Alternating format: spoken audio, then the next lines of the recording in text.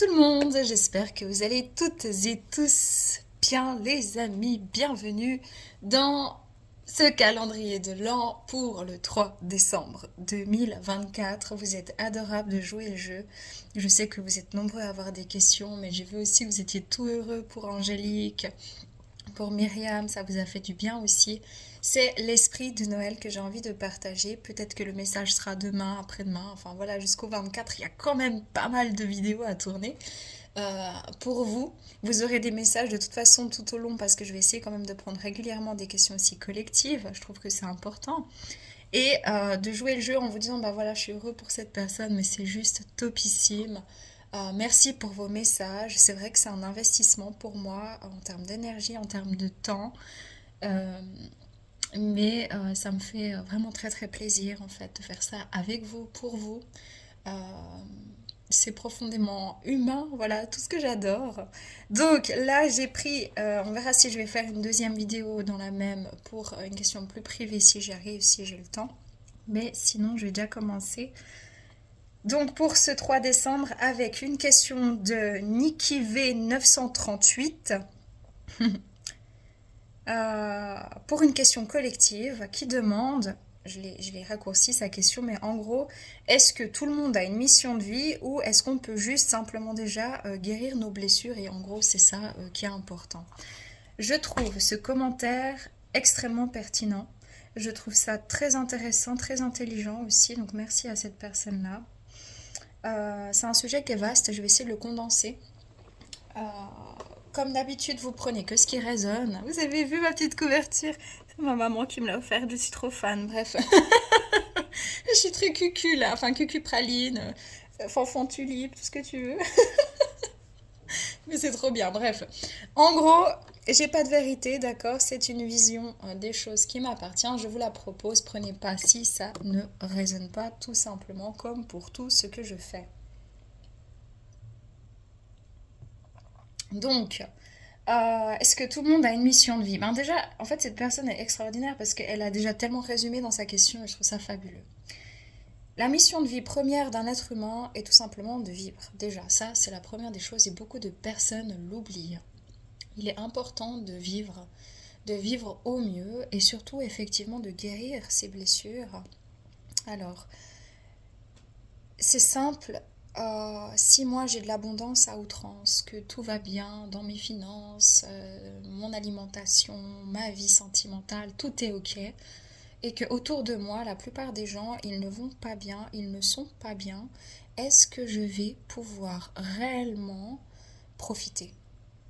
Étant donné que je ressens cette interdépendance, cette interconnexion avec autrui, de par mon humanité, est-ce que vraiment je vais pouvoir me goinfrer de tout ce dont je possède, ou d'une merveilleuse assiette, ou de, voilà, de plein de choses à côté de quelqu'un qui n'a pas un dixième de ce que j'ai et qui est malheureux ou qui est malade, etc.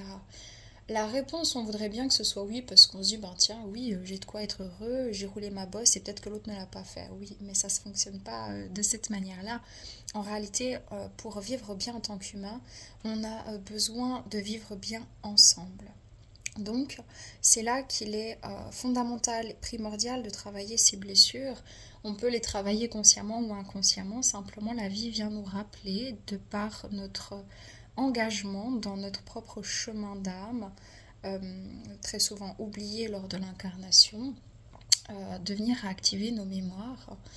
Si j'ai une grosse mémoire avec la trahison, il y a de fortes chances que je tombe dans une famille qui a cette mémoire au niveau transgénérationnel pour venir la réactiver chez moi, l'activer à fond, faire en sorte que je sois à fond dans le contrôle et que tout à coup, j'essaie de tout contrôler dans ma vie parce que c'est comme ça que j'ai appris, c'est comme ça que je suis en mécanisme de survie, je ne profite plus, je ne vis plus, je contrôle, je crois contrôler et finalement je suis dans une parfaite illusion.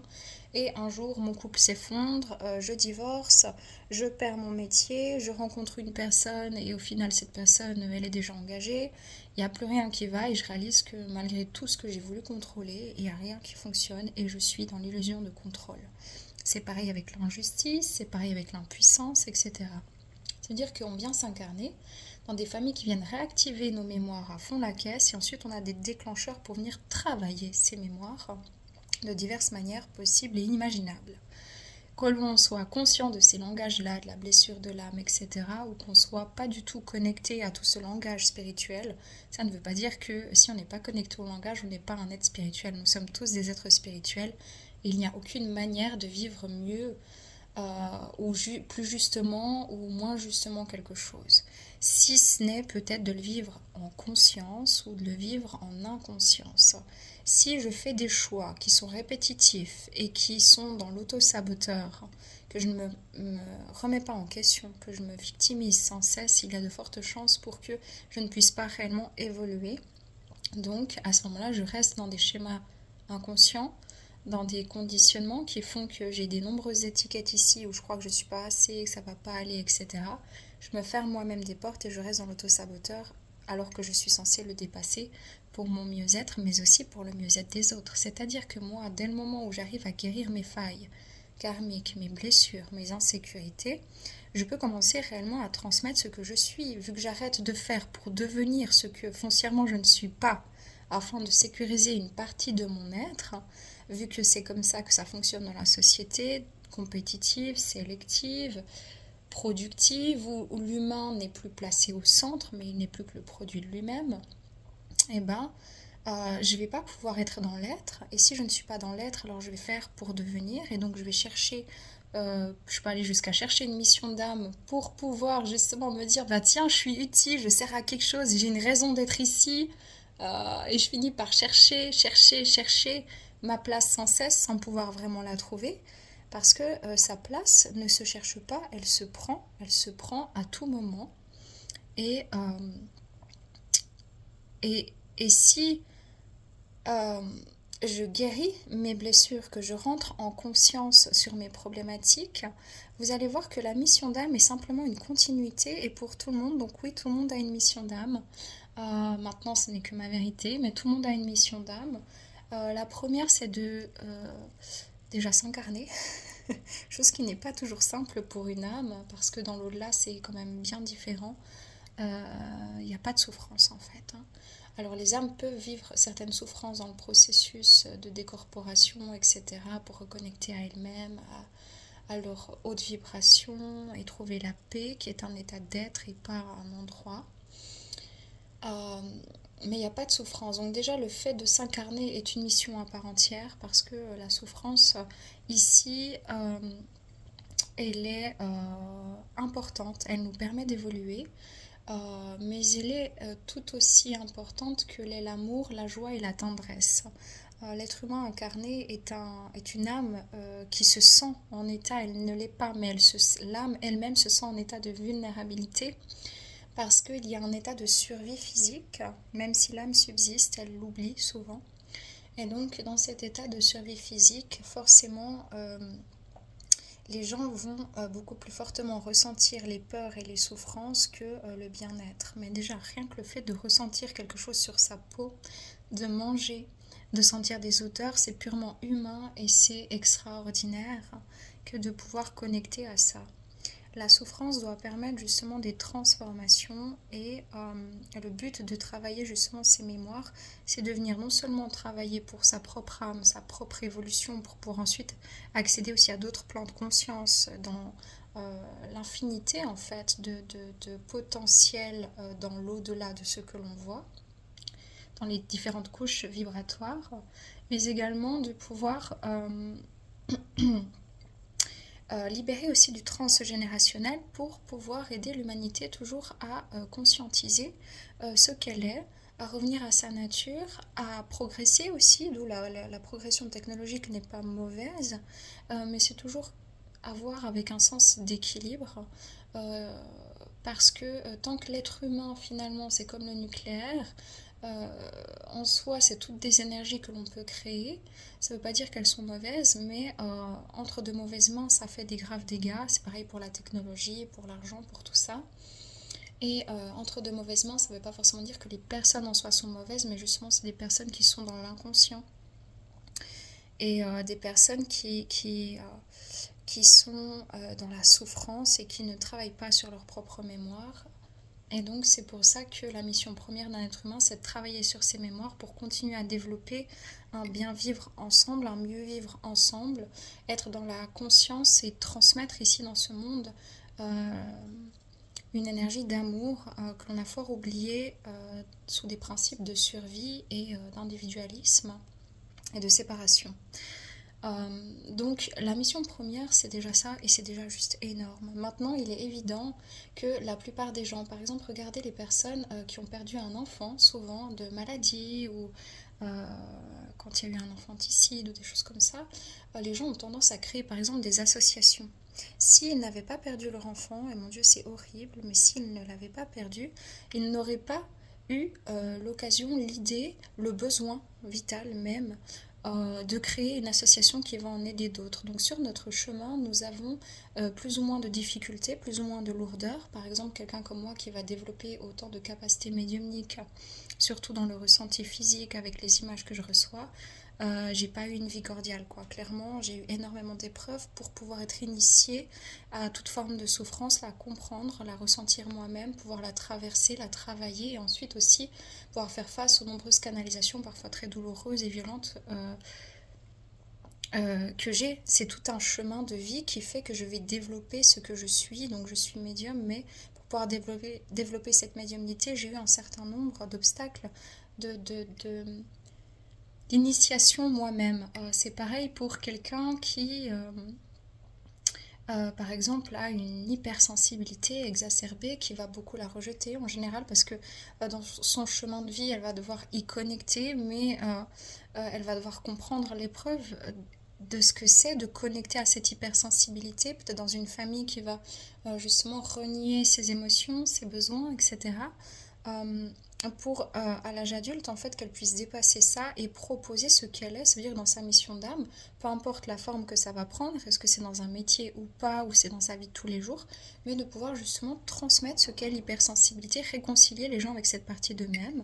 Euh, il y a des gens, par exemple, des personnes qui doivent dépasser une notion, une blessure de sacrifice, qui vont s'incarner dans des familles où il y a beaucoup de sacrifices ou de violence, etc., et qui, à l'âge adulte, vont peut-être justement avoir des difficultés dans leur vie par rapport au recevoir.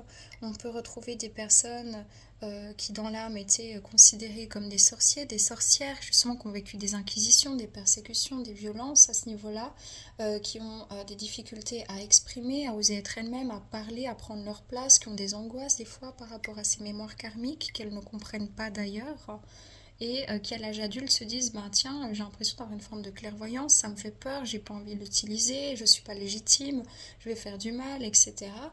Mais en fait tout est déjà un peu comme prédéfini, c'est-à-dire que dans votre mission d'âme il ne faut pas aller chercher à réaliser quelque chose ou aller chercher qu'est-ce que vous devez faire pour exister, parce que là vous revenez dans l'inconscient. La mission d'âme c'est qu'est-ce que je fais depuis toujours, en fait, qui je suis, déjà, retrouver qui je suis, réparer ce que je suis, rentrer dans l'être. Et une fois que je suis dans l'être, c'est juste expanser ce que je suis.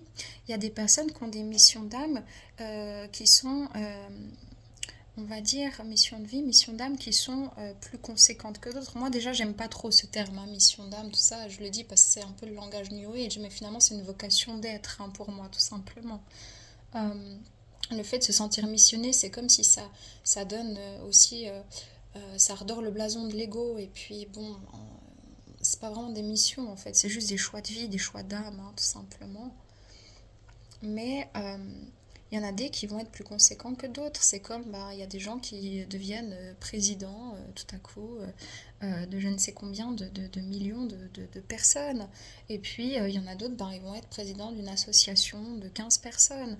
Euh, Ça va dépendre du cheminement de l'âme, ça va dépendre de ce que l'âme incarnée est censée faire travailler aux personnes qui vont avoir droit à sa présidence, en bien comme en moins bien, vu que ça fait toujours partie de l'évolution de l'humanité et de la conscience humaine. Mais voilà, il y a des gens qui ont des missions d'âme qui paraissent, je dis bien qui paraissent plus importantes que d'autres, mais ça ne veut pas dire que forcément c'est le cas, que c'est plus important. Il y en a des qui ont plus de responsabilités que d'autres. C'est comme, voilà, il y a des gens qui ont 10 enfants, d'autres qui en ont pas, d'autres qui en ont un. Et l'artiste a tout autant d'importance dans sa transmission de parole que la personne qui va euh, développer des capacités dans le sport, parce que le sport est très important aussi à l'être humain, que celui qui, comme moi, va être médium pour transmettre des messages, que quelqu'un qui va faire des écrits parce que c'est dans sa réalisation, elle va devoir transmettre un savoir, etc. etc. Donc en général, la mission d'âme, c'est déjà d'être simplement humain, de s'incarner, de réparer ce qui peut l'être en soi, ce qui doit l'être en soi et dans la lignée transgénérationnelle, et ensuite d'expanser un savoir. En général, plus l'âme elle est évoluée, plus elle est consciente, plus elle vibre haut, plus elle aura une vie compliquée parce que justement, elle ne sera pas engluée ou pas indéfiniment dans des souffrances. Ça veut dire que l'âme a tellement l'expérience et le détachement en fait de la souffrance, même si elle la traverse, elle la ressent bien évidemment, mais c'est comme quelqu'un qui est déjà allé au front en fait et qui sait à quoi s'en tenir. D'accord. Donc plus une âme elle est évoluée, plus elle aura en général un parcours de vie compliqué. Ça ne veut pas dire qu'elle va vivre des difficultés tout le temps, mais il y aura vraiment des choses complexes, compliquées, plus longtemps, pour pouvoir justement prendre un rôle parfois c'est pas du tout plus important, mais qui va toucher un plus grand nombre à chaque fois. Et ça se transmet justement dans la mission d'âme. Donc voilà, la mission de vie, la mission d'âme, c'est vibrer ce que l'on est. Et donc si ce que je suis, par exemple, je prends mon exemple, moi je suis médium. Depuis gamine, je transmets mes messages, mais sans vraiment, j'avais pas du tout conscience que j'avais des défunts qui venaient dans mon sommeil. Aucune conscience hein, jusqu'à ce que j'ai eu ma commotion cérébrale, où là j'ai eu tous mes contacts défunts en conscience. Et dans ma mission d'âme, ben, simplement c'est vibrer ce que je suis. Ce n'est pas que ma médiumnité, c'est tout ce que je suis ici dans mon humanité, que ce soit dans ma famille, que ce soit voilà, dans cette chaîne YouTube, dans mon métier ou ailleurs.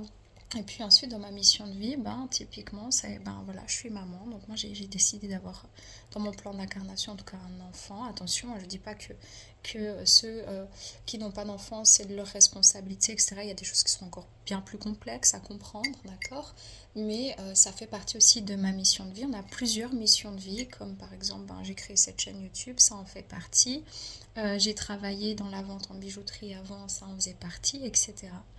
Donc voilà, je pense que oui, on a tous une mission de vie, on a tous une expansion. Et le plus important, c'est pas de chercher à devenir ou à faire quelque chose de bénéfique ou de spectaculaire, mais c'est plutôt d'expanser ce que nous sommes. Et une fois seulement, ou même pendant la réalisation en fait du chemin de soi, pour pouvoir venir réparer les blessures et transmettre ce que nous sommes. Voilà, donc je pense que tout le monde, oui, a une mission de vie sur Terre. J'espère avoir répondu à cette question. Ce n'est que ma manière à moi de penser. Et voilà, ben, je vous embrasse les amis. Prenez soin de vous. Et on se retrouve demain. Demain, je prendrai une ou deux questions, en tout cas une personnelle, plus personnelle que celle-ci du collectif. Avec grande joie. Je vous embrasse. Ciao, ciao!